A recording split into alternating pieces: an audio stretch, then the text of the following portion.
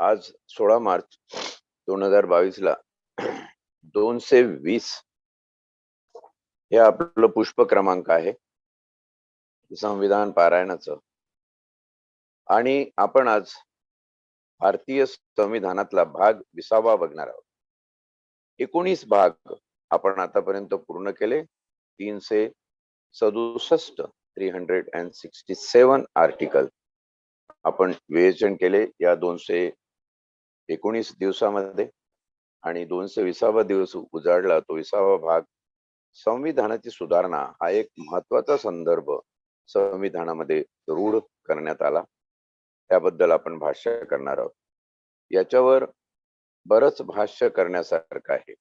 काही सूचना आल्या ज्याच्यामध्ये असं सांगण्यात आलं की संविधानात आपल्या आतापर्यंत ज्या ज्या काही 105 सुधारणा झाल्या आहेत क्रमांक 1 पासून 105 पर्यंत, त्या सर्व सुधारणांचा एकत्रित असा आढावा घेण्यात यावा. काही सूचना अशा आहेत की सगळ्या काही सुधारणांचा आढावा न घेता ज्या काही महत्वाच्या सुधारणा आहे, उदाहरणार्थ पहिली घटना दुरुस्ती, त्यानंतर आर्टिकल 32 मध्ये करण्यात आलेला बदल, त्यानंतर 24वी घटना दुरुस्ती, त्यानंतर 42वी घटना दुरुस्ती, त्यानंतर 52वी घटना दुरुस्ती. 42वी घटना दुरुस्ती म्हणजे 1971 आपण जेव्हा विचार करतो, किंवा 24वी घटना दुरुस्ती म्हणजे त्याच्या आधी 67ला किंवा 73ला जे प्रकार घडले, गोलकनाथ आणि केशवानंद भारतीच्या केसमधून सुप्रीम कोर्टाने हा प्रकार केला, त्याच्याबद्दलच्या काही संदर्भ आहेत. 55वी घटना दुरुस्ती त्या दृष्टीने महत्वाची आहे. 102वी 105वी इत्यादी घटना दुरुस्ती, ज्या खास घटना दुरुस्ती महत्वाच्या आहे, ज्याच्यामुळं भारतीय संविधानाच्या मूळ ढाच्यावर काहीतरी परिणाम झालेला आपल्याला दिसतोय. आणि तो परिणाम कशासाठी झाला? तो परिणाम एकंदर जनहितार्थ लोकहितार्थ होता की काहीतरी राजकीय अहमहिका, किंवा एखाद्या पक्षाला काहीतरी त्याचा फायदा व्हावा, केवळ आपल्याकडे संसदेचं अघोरी बहुमत आहे म्हणून आपण त्याचा फायदा करून घ्यावा या निमित्ताने झालं, याबद्दलही काही सूचना आल्या आहेत की या अनुषंगाने आपलं विवेचन झालं पाहिजे. आपल्याकडे या बाबतीतले बरेचसे तज्ज्ञ आहेत. ते तज्ज्ञ आपण हळूहळू आपल्या या ऑनलाईन उपक्रमामध्ये समाविष्ट करून घेऊया. तसे तज्ज्ञही तयार आहेत. परंतु आपण हे पहिली घटना दुरुस्तीची काय सोय, कसलं प्रावधान संविधानामध्ये आहे, याचा एक सखोल असा आढावा घेणार आहोत. घटना दुरुस्तीची गरज काय आहे, घटना दुरुस्ती हा प्रकार काय आहे, आणि जसजसं आपण बघतोय की घटना पहिल्या अनुच्छेदापासून पुढे चालत चालत चालत चालत जेव्हा 300च्या वर येते, तेव्हा तुम्हाला असं दिसेल की खऱ्या अर्थाने या घटनेच्या तरतुदींमध्ये एक प्रकारची परिपक्वता आपल्या निदर्शनास येते. की काही तरतुदी करून ठेवलेल्या आहे, काही पाये रचून ठेवलेले आहे. त्या पायावर बांधलेली इमारत बांधत असताना कोण्या ठिकाणी काय खबरदारी घेतलेली आहे, ती इमारत ही संविधानिक लोकशाहीची इमारत असावी, त्यासाठी काय काय प्रयत्न केलेले आहे. आपली उद्देशिका आणि आपलं प्रियांबल जे आहे प्रस्ताविका, ती आपल्या पायाला पायाभूत आहेच, पण त्यावर निर्माण होणारी शासन आणि प्रशासन प्रणाली, ज्याच्याशी दैनंदिन जीवनामध्ये भारताच्या लोकांचा संबंध आहे. आणि आम्ही भारताचे लोक म्हणून जेव्हा आपण स्वतःचा विचार करतो, तेव्हा ही इमारत जशी जशी पुढे होत जाते आणि एखादं शेवटचा टप्पा ज्याप्रमाणे फार विचारपूर्वक बांधावा लागतो आणि तिथे सगळ्या प्रकारची सोय उपलब्ध करावी लागते, कारण खालचे टप्पे सुद्धा विचारात घ्यावे लागतात. काही ऐतिहासिक घटनांचा आढावा घ्यावा लागतो आणि त्यानुसारच आपल्याला ती इमारत पूर्ण करावी लागते. हा जर प्रघात बघितला तर एक परिपक्वतेकडे जाणं जशी सहजता आहे, तशीच आपल्याला भारतीय संविधानामध्ये हे दिसते. आणि जेव्हा आपण संविधानाचे बाकी सगळे कलम 366 मध्ये जसं व्याख्या किंवा एक एक गोष्ट आपण पुढे पाहत गेलो, तर तुम्हाला असं दिसेल की लहान सहान गोष्टीचा सुद्धा संविधानिक माध्यमातून विचार करण्यात आलेला आहे, जेणेकरून तुमच्या समोरचे जे प्रश्न असतील, जे काही कायदे निर्माण करण्याबाबतचे प्रश्न असतील, जनभावनेचा आदर करून घेण्याबाबतचे प्रश्न असतील, प्रशासकीय व्यवस्था ही लोकाभिमुख करण्याचे प्रश्न असतील, शासन एकंदर लोकांसाठी काम करणाऱ्याचे प्रश्न असतील, तर त्याचा एकंदर निटोपाट आढावा आणि त्याच्यावरून आलेले तुम्हाला प्रश्न किंवा वेळोवेळी होत असणारे बदल हे कसे आपल्याला सहजतेने या प्रवासामध्ये एकरूप करून घेता येतील, असा हा प्रयत्न घटनेचा आपल्याला दिसतो. आणि विशेषतः 300च्या पुढचे जे आपले आर्टिकल आहे ते खरे महत्वाचे आर्टिकल आणि जे सकृतदर्शनी काय ऍक्शन होते, काय कृती होते त्याच्याबद्दल बोलणारे आर्टिकल्स आहे. कृती करण्याची पूर्वपीठिका संसदेमध्ये, त्यानंतर संसदेची कशी ग्रह तयार होतात आणि ती ग्रह कोण, तिथं लोकप्रतिनिधी कसे जाऊन बसतात, पक्षीय राजकारणाचा कसा त्याच्यावर परिणाम असतो, शासन ज्याला आपण म्हणतो ही विरोधावली कशी निर्माण होते, प्रशासन हे कसं निर्माण होतं, प्रशासनामध्ये मग एक्झिक्युटिव्ह आणि एक्झिक्युटिव्ह मधले राज्य आणि केंद्र यांच्या बद्दलचे जे काही प्रघात आहे, त्याशिवाय संसदेत केलेले कायदे हे कसे सगळं देशाला लागू आहे, आणि त्याचप्रमाणे फेडरल स्ट्रक्चर, संघ राज्य ही संकल्पना दृढ करत असताना आपलं केंद्र, union is powerful, union of India and federal of India, याचा हा राज्याचा संघ करत असताना राज्याला कसे कायदेमंडळीय अधिकार आहेत आणि कार्यकारी मंडळाचे अधिकार कुठले कुठले आहेत, राज्यपाल या संज्ञेचं प्रावधान काय आहे, हे सगळं आपण बघत येत असताना आपल्याला एक गोष्ट लक्षात येते. त्याच्यामध्ये न्यायिक व्यवस्थेचाही आपण विचार केलाय. त्याच्यामध्ये एक लक्षात येतं की हे जे आपण सगळं करतो, हे एकदा एक नियम केला आणि तो नियम रुजू झाला आणि चालू राहिला, तर त्या नियमाची उपयुक्तता किंवा त्या नियमाचं महत्व हे काळ परत्वे वेळेनुसार बदलत असतं. आणि ते बदलणारं महत्व जे आहे ते एक तर काळ त्याचा बदल निश्चित करतो. भौगोलिकता एखाद्या ठिकाणची असेल, एखादं नवीन राज्य निर्माण होत असेल तर त्या ठिकाणी ते निश्चित करतं. एक सांस्कृतिक बदल, शैक्षणिक बदल आणि सगळ्यात महत्वाचं की जागतिक स्तरावर होणारी महाकाय गतिमान अशी शक्तिशाली आधुनिकीकरणाची प्रक्रिया. शेवटी आपण पृथ्वीवर राहतो, या जगात राहतो. जगातले जे काही देश आहेत, जगातली परिक्रमा ज्या पद्धतीने फिरते आहे, त्या पद्धतीत आज असं झालेलं आहे की एका देशामध्ये काही झालं असेल तर त्याचे परिणाम हे जगावर दुसऱ्या देशामध्ये किंवा दुसऱ्या भागामध्ये घडून आलेले आपल्याला दिसतात. उदाहरणार्थ रशिया युक्रेनचं युद्ध असेल की तिथे युद्ध भडकलं, इकडे 3 रुपयांनी डाळ महाग झाली, वगैरे वगैरे. हे जे सगळ्या गोष्टी आहेत त्याचाही परिणाम लक्षात घेऊन घटनेमध्ये समयोचित असे काही समकालीन बदल करावे लागतात.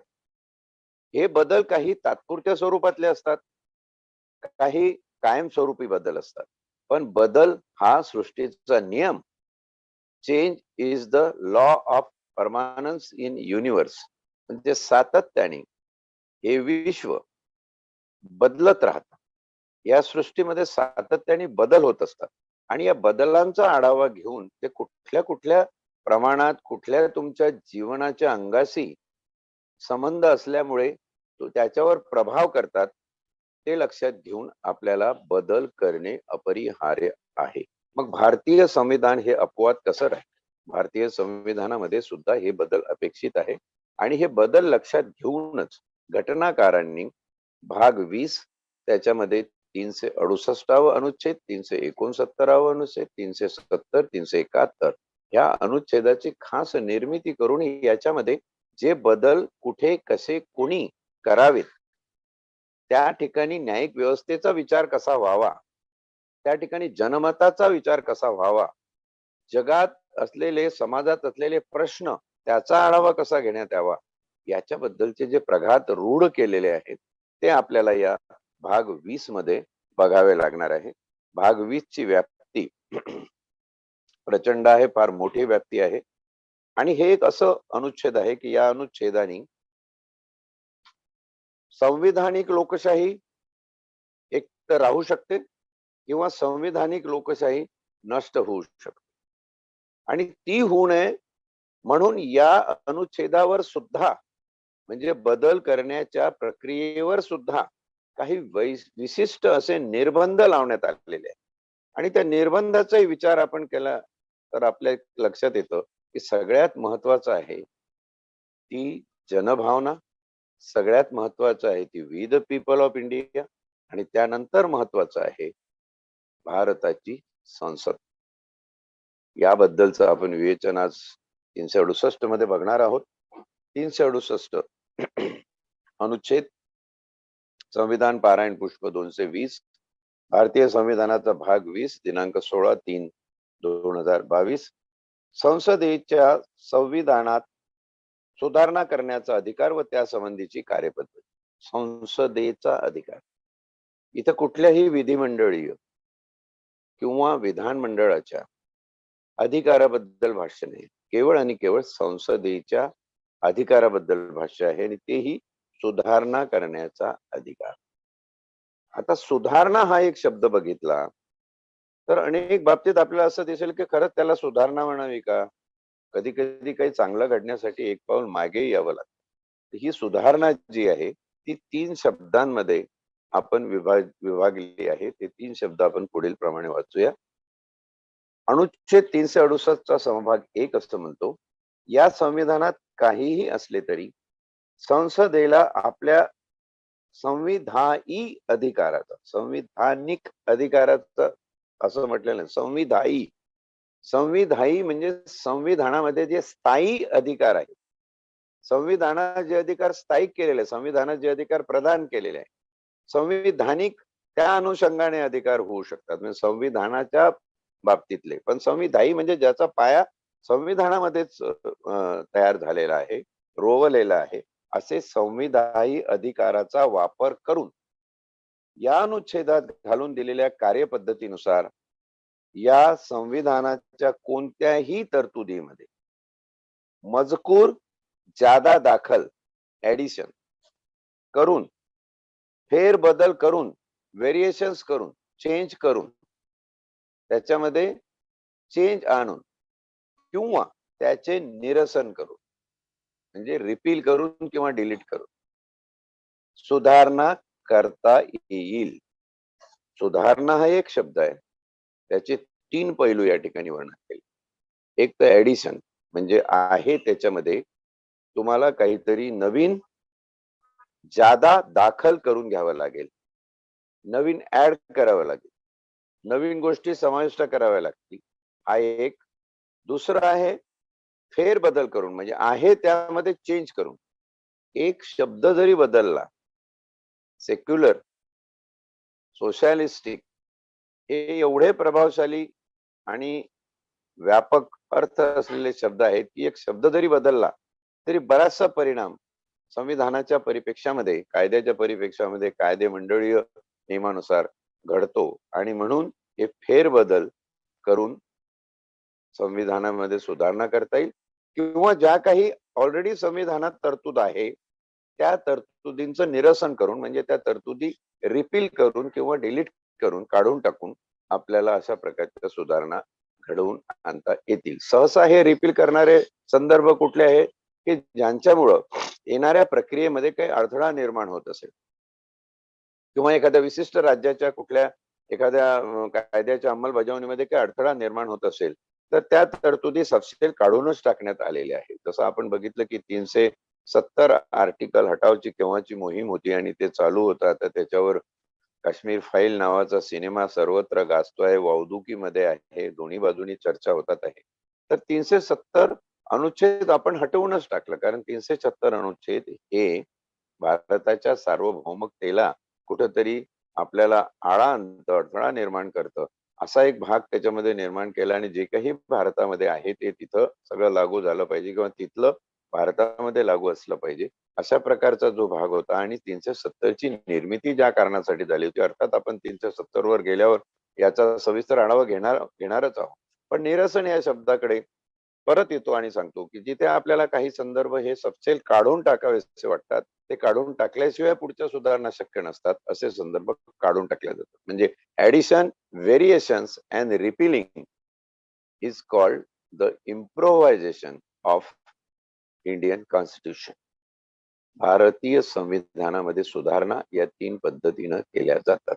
या सुधारणा करत असताना एक घोषवाक्य घटनापीठासमोरचं जे आहे की we have started the journey of constitution and we will certainly proceed towards pragmatic democracy, प्रागतिक संविधानिक लोकशाही.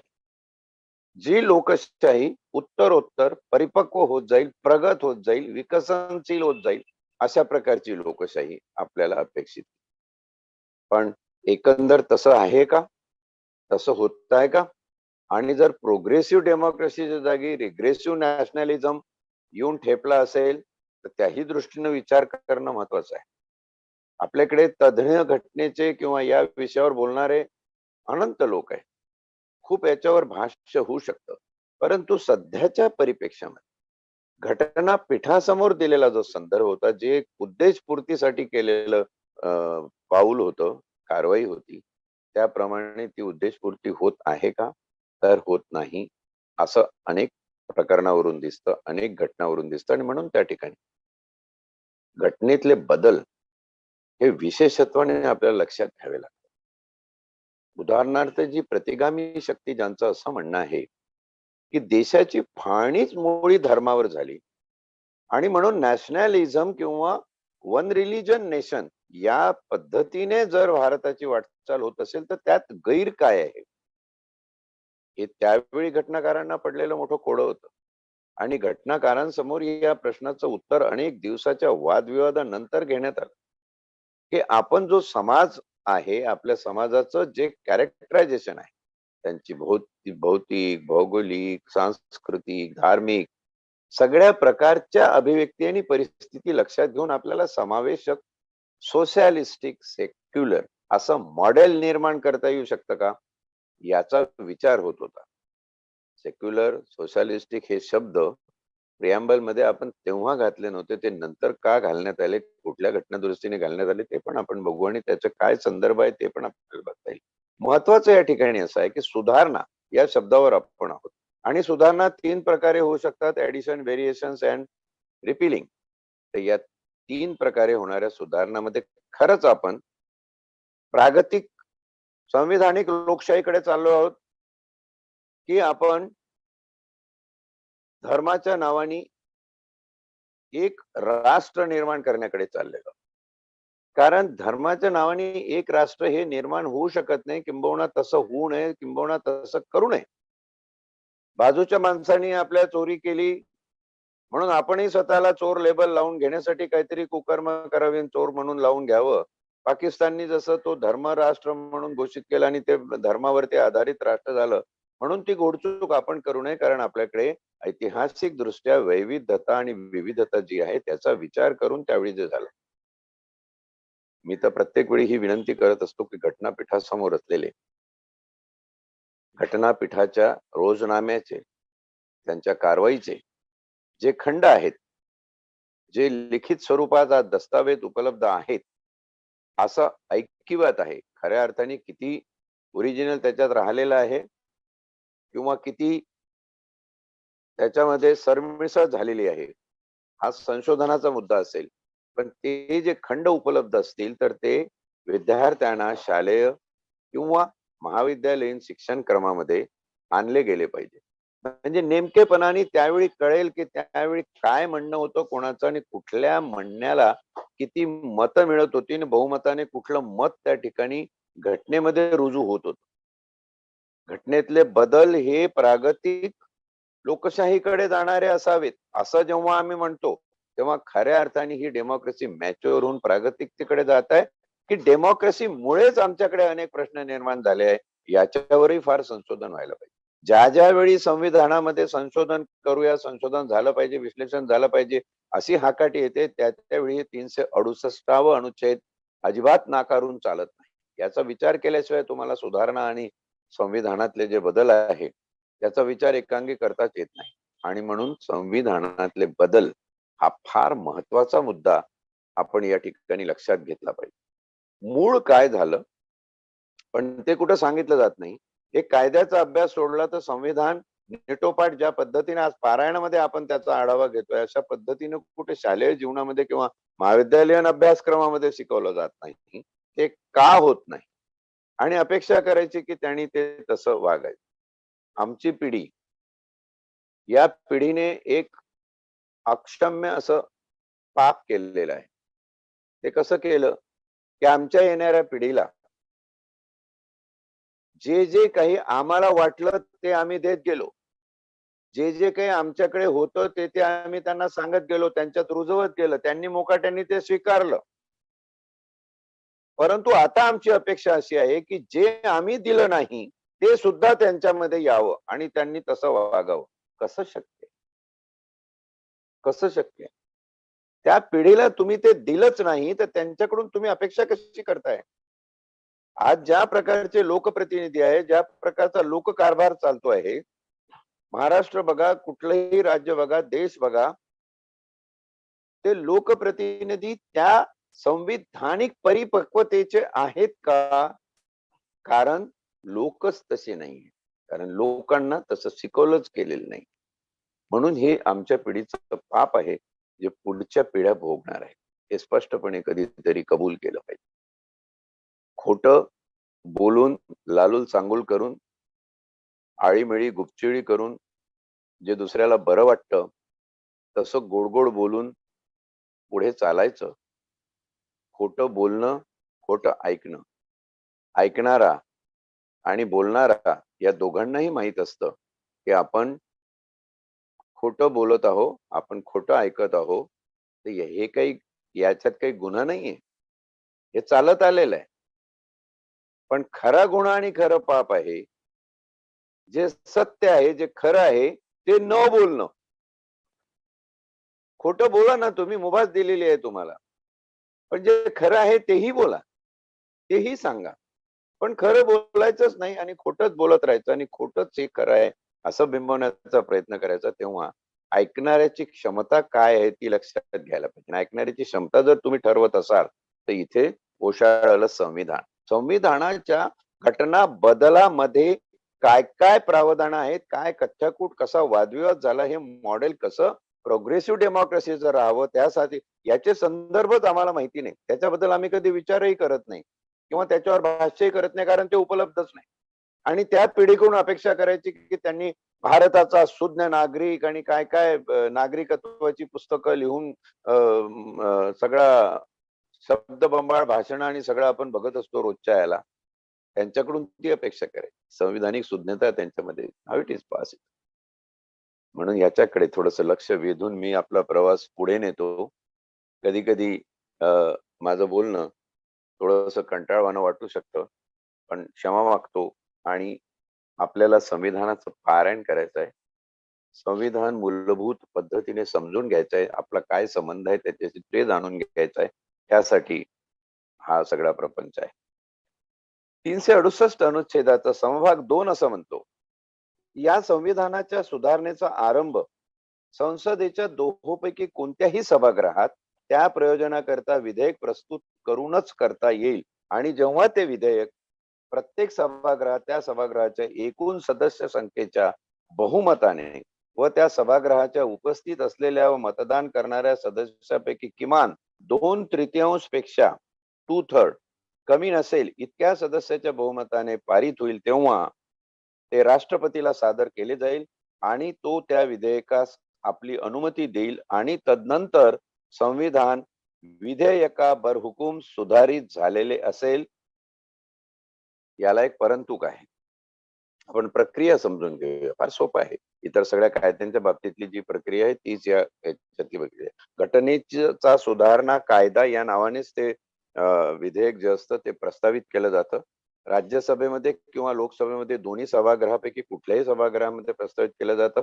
आपण संसदेची कार्यपद्धती जी बघितली आहे की एका सभागृहामध्ये जर एखादं विधेयक कायद्याचं प्रस्तावित झालं असेल, तर त्याच्यावर बहुमत होऊन कमीत कमी 2/3 एवढ्या बहुमताने ते मान्य झालं पाहिजे. झाल्यानंतर ते दुसऱ्या सभागृहाकडे जाईल, म्हणजे लोकसभेत मान्य झालं असेल तर राज्यसभेकडे जाईल, राज्यसभेत मान्य झालं असेल तर लोकसभेकडे येईल आणि दोन्ही सभागृहाच्या मान्यतेनुसार त्यानंतर ते राष्ट्रपतीकडे जाईल आणि राष्ट्रपतीची त्याच्यावर सही झाल्यानंतर ते विधेयक बर हुकूम बदल झाले असं संबोधण्यात येईल आणि त्याप्रमाणे घटनेच्या पुस्तकामध्ये तसे बदल करून त्या पद्धतीची शासन आणि प्रशासकीय बदलाची प्रक्रिया सुरू होईल.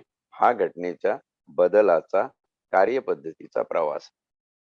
परंतु असे की जर अशी सुधारणा ही अनुच्छेद 54, 55, 73, 62, 241 किंवा भाग 5 मधील प्रकरण 4 भाग 6 मधील प्रकरण 5 किंवा भाग 11 मधील प्रकरण 1 किंवा 7व्या अनुसूचित असलेल्या सूचनांपैकी कोणतीही सूची किंवा संसदेतील राज्याचे प्रतिनिधित्व किंवा या अनुच्छेदाच्या तरतुदी यात कोणताही बदल करू पाहत असेल तर अशी सुधारणांची तरतूद करणारे विधेयक राष्ट्रपतीला अनुमतीसाठी सादर करण्यापूर्वी त्या सुधारणेचे राज्यांपैकी किमान निम्म्या राज्याच्या विधिमंडळाने पारित केलेल्या तशाच आशयाच्या ठरावाद्वारे त्या विधानमंडळाकडून अनुसमर्थन मिळणे ही आवश्यक असेल.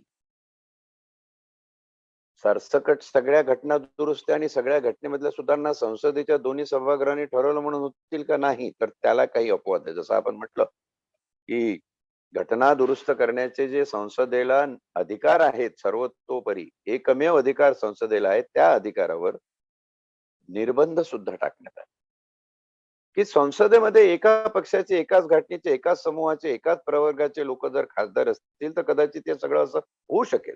म्हणून काही मूलभूत गोष्टी ज्या आहेत त्यात जर ती सुधारणा असेल तर त्याच्यामध्ये 2/3 राज्य, आपल्याकडे 29 राज्य आहे, त्यापैकी किमान 15-16 राज्य याच्या विधानसभांची अनुमती सुद्धा त्याच्यामध्ये समाविष्ट झाली पाहिजे. म्हणजे असं विधेयक जे संसदेमध्ये पारित झालं ते राष्ट्रपतीच्या सहीला गेलं, राष्ट्रपतीने अशा वेळी जर या अनुच्छेदाशी संबंध असेल, ते अनुच्छेद आपण बघणार, त्या अनुच्छेदाशी संबंध असेल तर राज्याच्या विधानसभांना ते पाठवलं पाहिजे आणि राज्याच्या विधानसभेमध्ये एक ग्रह असेल किंवा 2 सभागृह असतील, जसं आपल्याकडे विधानसभा आणि विधान परिषद आहे, त्या दोन्ही सभागृहांमध्ये 2/3 मतांनी ते पारित झालं पाहिजे. ते पारित झाल्यानंतर राष्ट्रपतीकडे गेलं तरच ते सुधारणा विधेयक मंजूर होऊ शकेल, नाही तर होणार नाही. असे कुठले मूलभूत मुद्दे आहेत, असे कुठले महत्वाचे भाग आहेत ते आपण बघूया. पहिला सांगितलेला अनुच्छेद 54.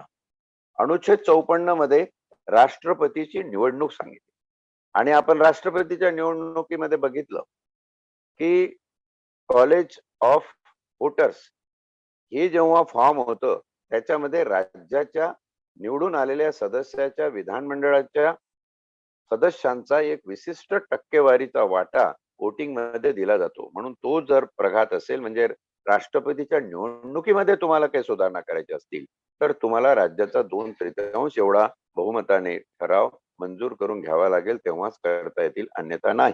दुसरा अनुच्छेद 55.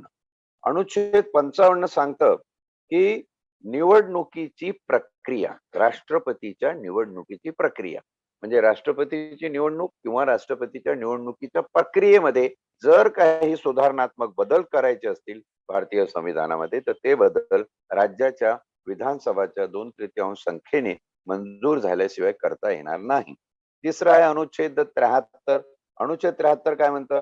संघ राज्याच्या कार्यकारी अधिकारांची व्याप्ती. बघा, राज्यांच्या कार्यकारी अधिकाराची, तर कायदेमंडळी अधिकार नाही, राज्याच्या कायदेमंडळीय अधिकारावर संसदेचं अधिपत्य नाही आहे. हे संविधानिक स्वातंत्र्याची परिभाषा आहे, संविधानिक लोकशाहीची परिभाषा आहे. परंतु राज्याच्या कार्यकारी एक्झिक्युटिव्ह पॉवर्सवर संघ राज्याचं दडपण आहे, संघ राज्याचे अधिकार आहेत आणि म्हणून आपल्याला अनुच्छेद 73 मध्ये जी तरतूद आहे ती संघ राज्याच्या कार्यकारी अधिकाराची व्याप्ती, राज्याच्या कार्यकारी अधिकाराच्या बाबतीत, कायदेमंडळी अधिकाराच्या बाबतीत तर नाहीच, पण कार्यकारी अधिकाराच्या बाबतीत जर एखादी सुधारणात्मक बदल आपल्याला घटनेमध्ये करायचा असेल तर त्यावेळी सुद्धा राज्याच्या 2/3 एवढ्या बहुमताने ठराव पारित करून घेणं आवश्यक आहे. चौथा आहे अनुच्छेद 162. 162 मध्ये राज्याच्या कार्यकारी अधिकाराची व्याप्ती, संघ राज्याची, राज्याच्या बाबतली व्याप्ती आणि राज्याच्या कार्यकारी अधिकाराची बाबत. म्हणजे राज्याचे जे कार्यकारी अधिकार आहेत त्याच्यामध्ये काही घटनात्मक बदल करायचे असतील तर त्यावेळी सुद्धा तुम्हाला सगळ्या राज्यात, भारताच्या सगळ्या राज्यांमधील 2/3 विधानमंडळाचे बहुमत असणं आवश्यक आहे. अथवा आहे 241 अनुच्छेद, संघ राज्य क्षेत्रासाठी उच्च न्यायालय. उच्च न्यायालय स्थापन करत असताना संघराज्य क्षेत्राच्या परिसीमेत उच्च न्यायालय स्थापन जेव्हा होतं, नवीन राज्य उदाहरणार्थ थोडक्यात जेव्हा निर्माण होतं, तेव्हा एखादं नवीन उच्च न्यायालय निर्माण होत असेल किंवा त्या उच्च न्यायालयाची जे अस्तित्वात उच्च न्यायालय आहे त्यांची जर काही भाग, काही सीमा एखाद्या न्यायालयाच्या आधिपत्याखाली जात असेल, तर अशा वेळी तुम्हाला राज्याच्या विधिमंडळीय सभांमधलं 2/3 बहुमत आवश्यक आहे, तरच ती घटना दुरुस्ती मानल्या जाईल. दुसऱ्या भागात असं म्हटलंय, भाग 5 मधील प्रकरण 4. भाग 5 मधील प्रकरण 4 म्हणजे संघ न्याय यंत्रणा, सेंट्रल ज्युडिशियल सिस्टम. ही तुम्हाला 124 ते 147 या अनुच्छेदामध्ये आपण बघितलेली लक्षात येईल. 124 ते 147 हे अनुच्छेद असं सांगतात की राज्याची भारताची जी संघ न्याय यंत्रणा आहे, ज्या यंत्रणेमध्ये प्रामुख्याने सुप्रीम कोर्ट आणि हायकोर्ट याचा विचार येतो, याच्याबद्दलची काही सुधारणात्मक घटना दुरुस्ती असेल तर त्या ठिकाणी सुद्धा राज्याचा निर्वाळा घेणं आवश्यक आहे. त्याच्या पुढचा आहे भाग 6 मधील प्रकरण 5. घटनेच्या भारतीय संविधानाच्या भाग 6 मधील प्रकरण 5 काय आहे? राज्यातील उच्च न्यायालय.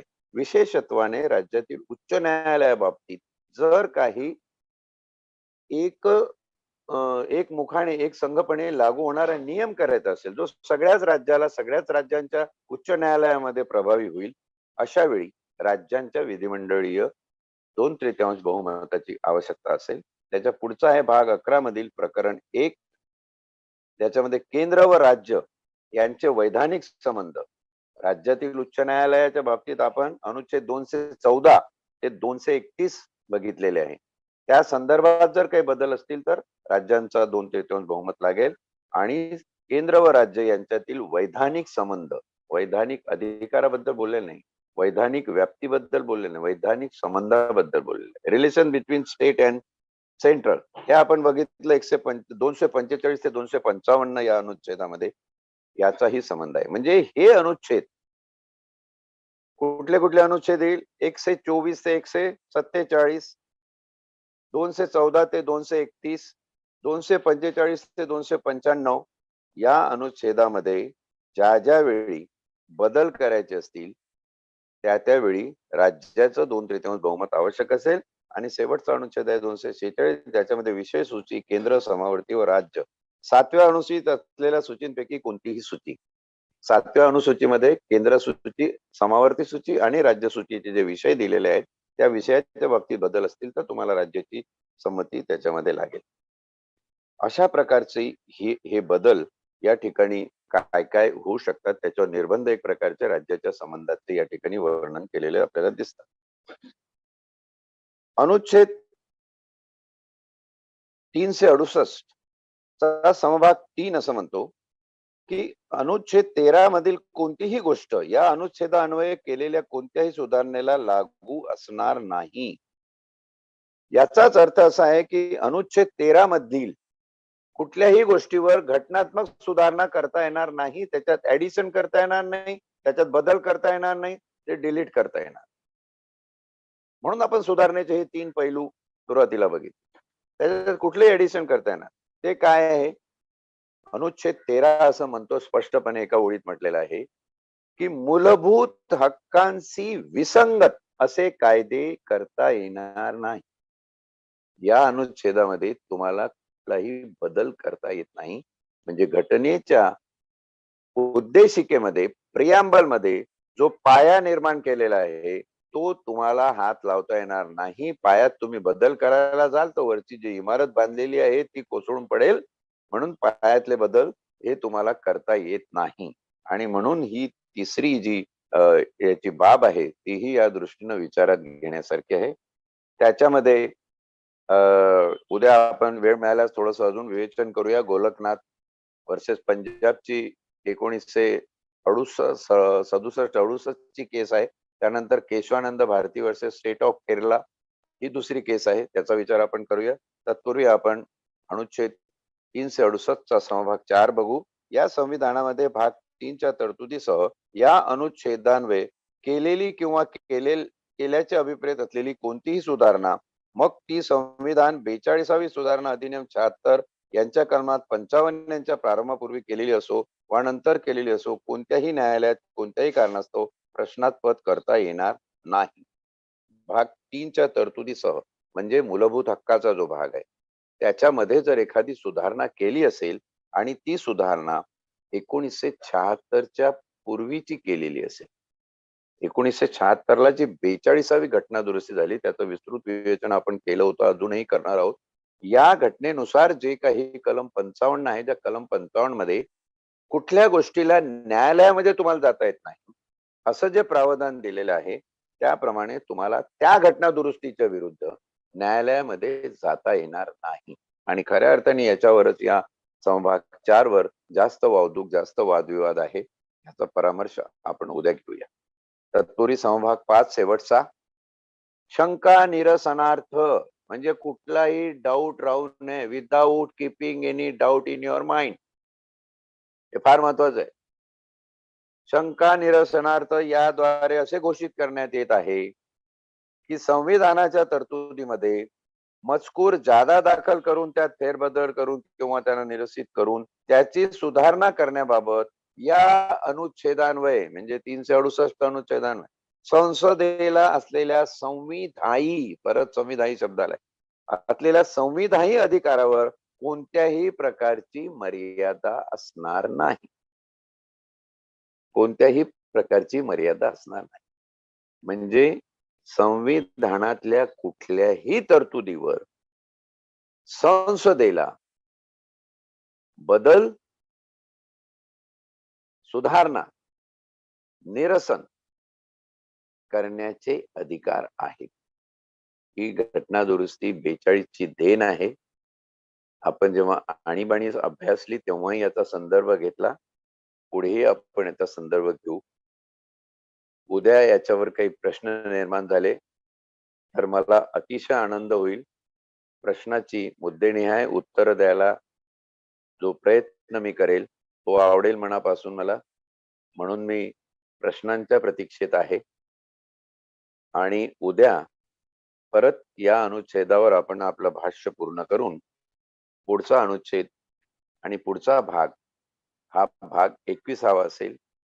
एका भागासाठी, एका अनुच्छेदासाठी पूर्ण एक भाग लावलेला हा एकमेव असा संविधानातला भाग 20वा आहे ज्याच्यात केवळ घटना दुरुस्ती, संविधानाची सुधारणा यावर आपण आज विवेचन केलं. पुढे हे विवेचन आपण असं सुरू ठेवू. तुर्तास वेळेची मर्यादा आणि वेळेला सलाम करून इथे थांबण्याची अनुमती मागतो आणि थांबतो. धन्यवाद.